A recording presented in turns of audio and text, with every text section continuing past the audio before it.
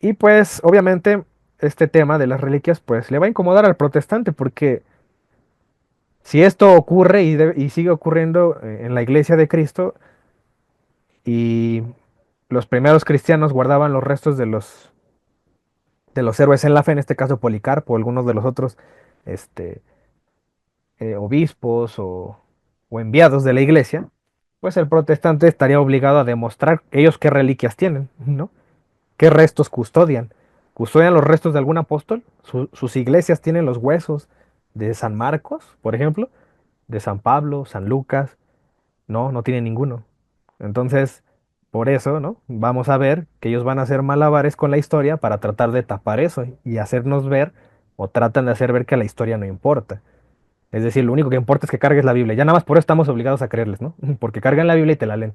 A su manera, claro.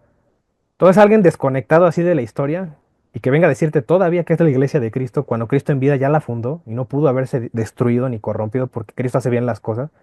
Entonces como que yo uno debe desconfiar de eso, ¿no? Pero bueno, otro antecedente que hay que tomar en cuenta es que ciertos objetos han sido elevados a la categoría de santos o consagrados, convirtiéndose en dignos de veneración. Eso lo vemos desde la antigüedad y la iglesia lo sigue haciendo. Sigue teniendo objetos que son dignos de veneración. Lo hacemos con las reliquias, algunas imágenes importantes que se guardan por temas de arte, de patrimonio de la humanidad, ¿no? Lugares santos, por ejemplo, también. Eh, y por ejemplo, aquí tenemos el Éxodo 30, el verso 31 al 32 dice lo que hacen con el aceite, ¿no? Y hablarás a los hijos de Israel diciendo, este será mi aceite de la santa unción por vuestras generaciones, sobre carne de hombre no será derramado, dice, ni haréis otro semejante conforme a su composición. Santo es y por santo lo tendréis vosotros. Es decir, es un objeto santo. Porque hay gente, hay en el protestantismo, que dice que lo material, ¿no? Que es, no importa, sí, piensan muy parecido a los gnósticos, los que criticaban, ¿no? San Ignacio de Antioquía y San Juan. Los gnósticos tenían así una idea como de que, parecía al protestantismo, de que hay que ser como que un mini teólogo, un erudito, si no, no puedes opinar ni enseñar nada de Biblia, ¿no? O sea, tienes que leer y estudiar, así como que tienes que estar tienes que ser muy diestro con la escritura, ¿no? Entonces, por eso demeritan al católico que sigue su fe, porque si no, tú nada más crees en la iglesia, tú no estudias, ¿no? Tú no lees la palabra, y ellos sí, ¿no? Entonces, como que ellos piensan que la fe es así, ¿no? Siempre fue así, ¿no? Entonces yo no sé cómo se van a salvar los que no saben leer, pues, ¿no? O sea, según el protestantismo, pues va a estar difícil. Pero según la fe de Cristo, la iglesia que fundó, pues no, o sea, pues, la fe se hereda. Ahora se vuelve importante estudiar, pero ¿por qué? Pues porque el protestante, como ya rompió el cuerpo de Cristo en varias partes, ya cada quien tiene su iglesia, se vuelve importante ahora sí estudiar, porque pues ya está bien dividido el cuerpo de Cristo. Pero antes que solo era la iglesia, era una, y siempre había sido una, pues solamente había una iglesia cristiana, ¿no? Entonces pues, solamente te ibas ahí. Pero bueno, para eso está, para eso están estas reuniones. Otro ejemplo, el incienso. Es un objeto. Pues aquí la escritura me dice que es santo. Harás de ello incienso, un perfume según el arte. Y hay más ejemplos aquí que les pongo. Eh, la diadema, ¿no? Los objetos de los sacerdotes también eran considerados santos. Dice después, acá en Levítico 8, verso 9, dice, después puso la mitra sobre su cabeza y sobre la mitra enfrente puso la lámina de oro, la diadema santa, como Jehová había mandado a Moisés, dice, y tomó Moisés el aceite de la unción y ungió el tabernáculo y todas las cosas que estaban en él y las santificó. Objetos santos. Las vestiduras de los sacerdotes pues también eran objetos santos. Se vestirá la túnica santa de lino y sobre su cuerpo tendrá calzoncillos de lino y se ceñirá el cinto de lino y con la mitra de lino se cubrirá. Dice, son las santas vestiduras. Con ellas se ha de vestir después de lavar su cuerpo con agua. También el arca era un objeto, ¿no? Y se mencionaba como algo santo. Entonces dijo a los levitas, dice acá en Segunda de Crónicas 35:3, enseñaban a todo Israel y que estaban dedicados a Jehová poner el arca santa en la casa que edificó Salomón, hijo de David. Entonces, nosotros podemos ver desde la antigüedad, pues que los objetos también tienen un carácter santo. Entonces, si un objeto es santo, una persona no lo podría hacer. Yo creo que sí, ¿no? No hay algún versículo que me impida eso. No con esto yo quiero decir que los santos son gente que jamás conoció el pecado, ¿no?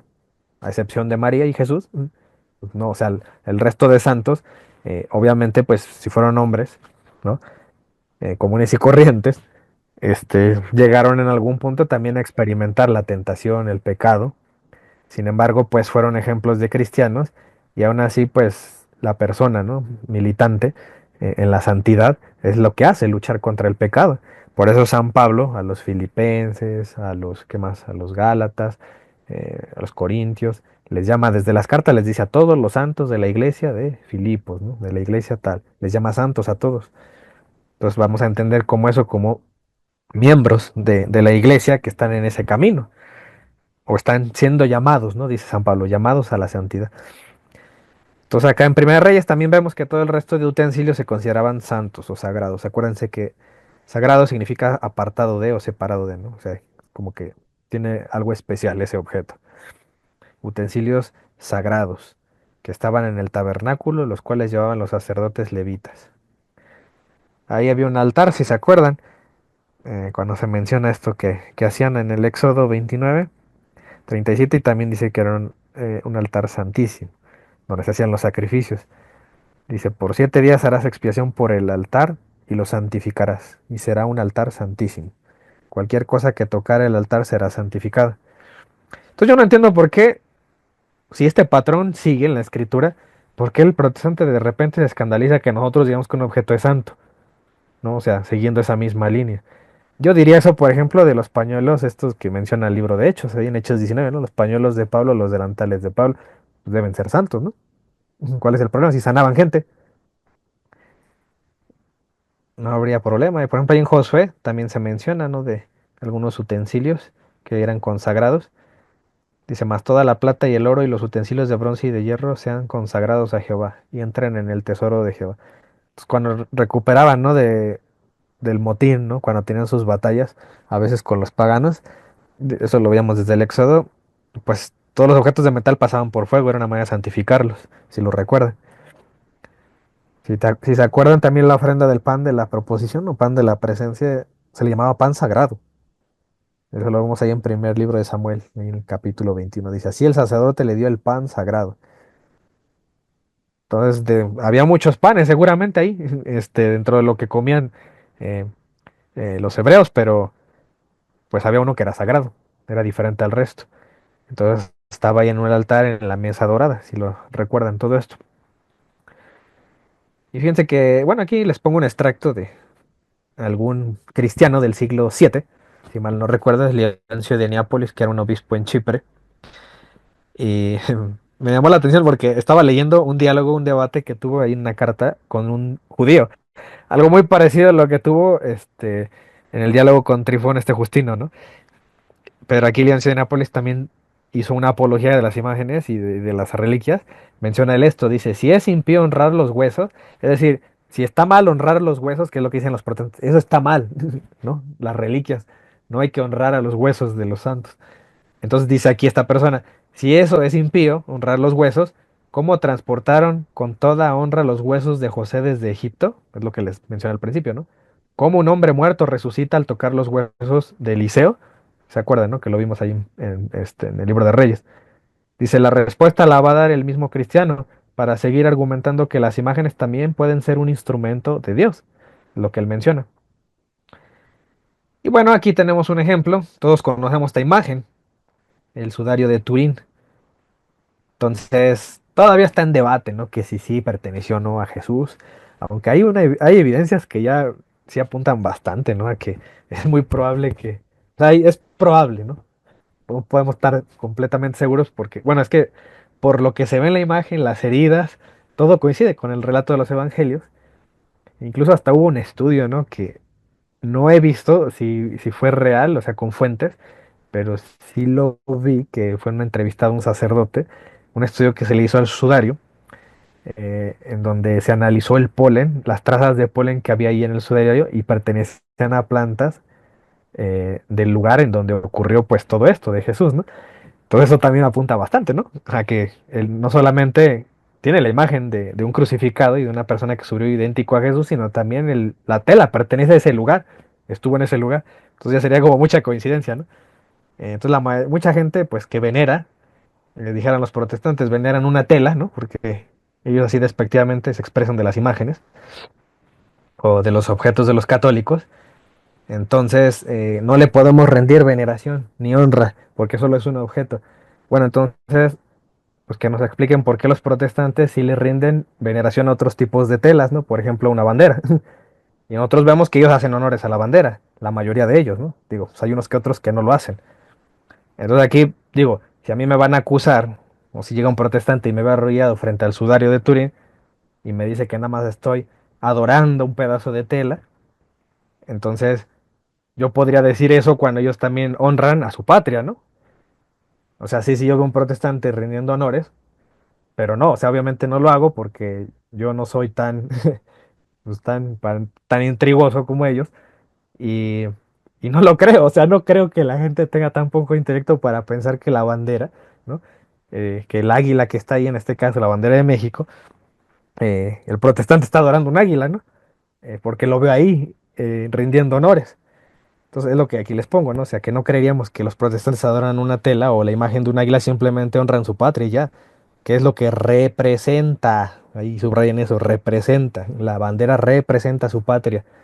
Entonces, esto, cualquier reliquia, llamemos el sudario, la imagen de Guadalupe, representa también, ¿no? Un símbolo, un signo de nuestra fe. En este caso, el martirio de Jesús.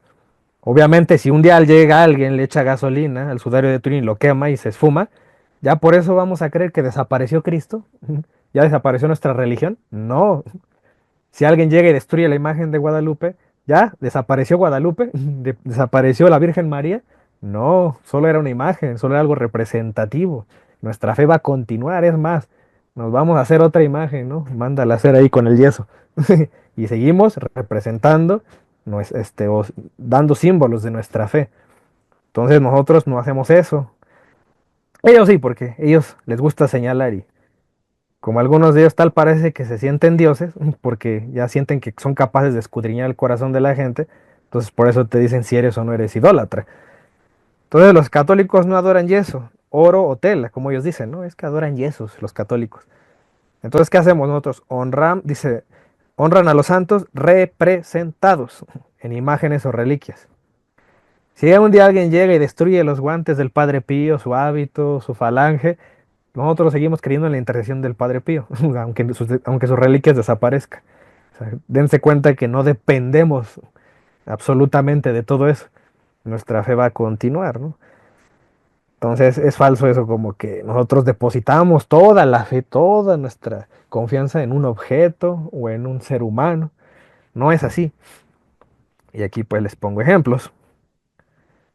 Ahora bien, dice, podemos hablar de personas santas, ahí me refiero a la comunión de los santos, ya resumiendo todo, los temas que hemos visto, pero también de objetos santos, como son que, pues pueden ser imágenes o reliquias.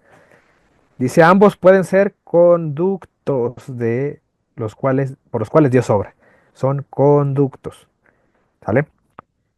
Entonces nosotros por eso tenemos, bueno, aquí ilustro un esquema, pues un resumen de lo que es, cómo puede obrar Dios.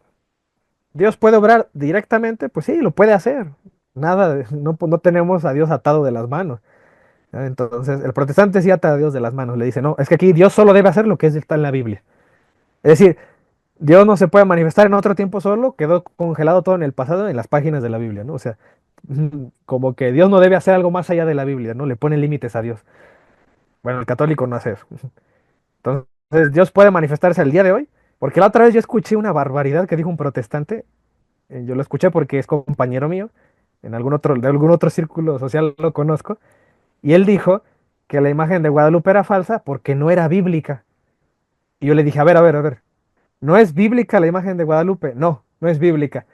Le dije, ¿estás consciente de lo que estás diciendo? Le dije, a ver, ¿sabes cuándo, en qué fecha se escribió el último libro de la Biblia? El Apocalipsis fue hacia el año 90 después de Cristo. La imagen de Guadalupe, su aparición fue en el año 1531. Date cuenta la diferencia de tiempo. Del año 90 hasta 1500 años después, obviamente no va a estar en la Biblia, ¿no? O sea, obviamente pasó después de que se escribió el último libro. Y aún así hay sacerdotes que sostienen el capítulo 12 de Apocalipsis como que es, ¿no? El testimonio, la imagen de Guadalupe está ahí, ¿no? La Virgen sobre la luna, ¿no? Y entonces yo podría, digo, apelar a a ese capítulo para decir que ahí se representa lo que ocurrió en la aparición de Guadalupe. Pero a lo que voy, o lo que quiero que se den cuenta, eh, es que esa persona sí tenía, pues, como limitado a Dios, ¿no? Es decir, Dios no puede mandar ni a un santo, ni a un apóstol, ni a una aparición de Guadalupe ahora, porque tiene que limitarse Dios a la Biblia, ¿no? Como que tiene que estar encerrado en una caja Dios, y de ahí no debe salir, de las páginas de la Biblia.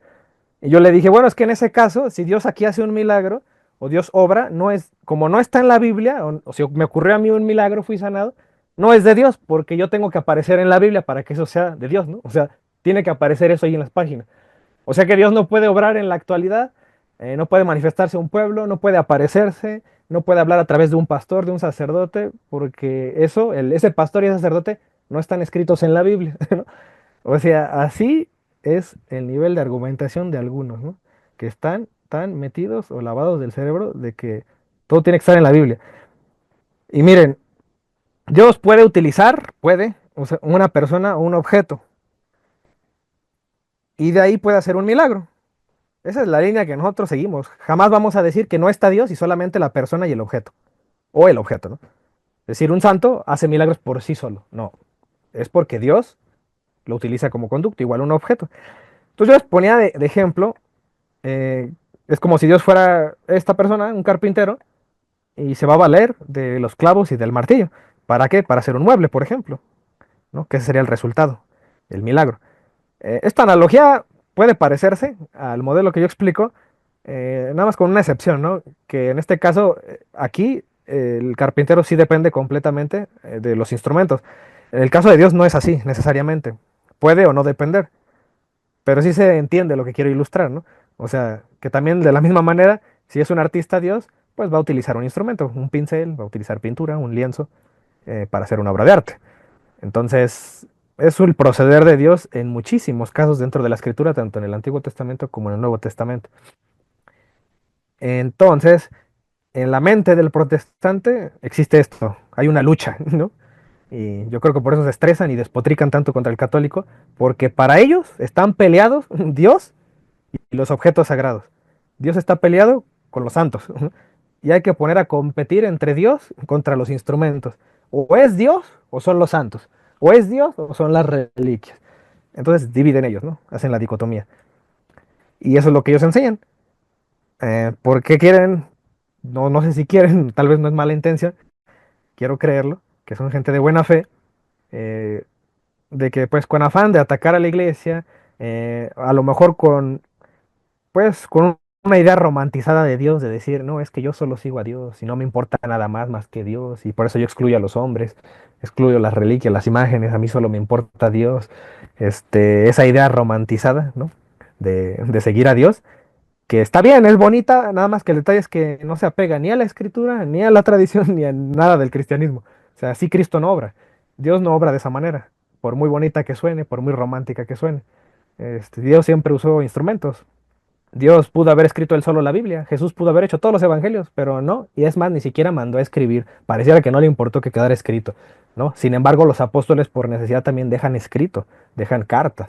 Si fuera importante todo eso, seguir solo la escritura, no estoy diciendo que la Biblia no es importante, ojo, sí es importante, pero el protestante pues la tiene como, ¿no? En un concepto muy distinto al católico de la Biblia, pues todos los apóstoles hubieran escrito algo, todos hubieran guardado las cartas, pero aquí lo que importaba era la tradición oral que se iba transmitiendo, eso sí quedó. Y lo que importaba era lo que enseñaba la iglesia. Bueno, la iglesia recopiló esos libros, ¿no? Esas cartas, todo, y se tomó ese tiempo, ¿no? De hacerlo y de establecer un canon y decir, pues bueno, esto es palabra de Dios. Y así quedó, ¿no? Como palabra de Dios. Y pasa a dar testimonio de lo que venimos haciendo los cristianos desde hace tiempo. Y bueno, pues ya todos los demás, todo lo demás ya lo conocen, la historia, ¿no? Que el protestante pues se sale de la iglesia y no se va con las manos vacías. Se lleva ese tesoro de la iglesia, ¿no? Que se había hecho de hacerles de esta parte del canon bíblico, que pues era tema de, de otro día que platiquemos.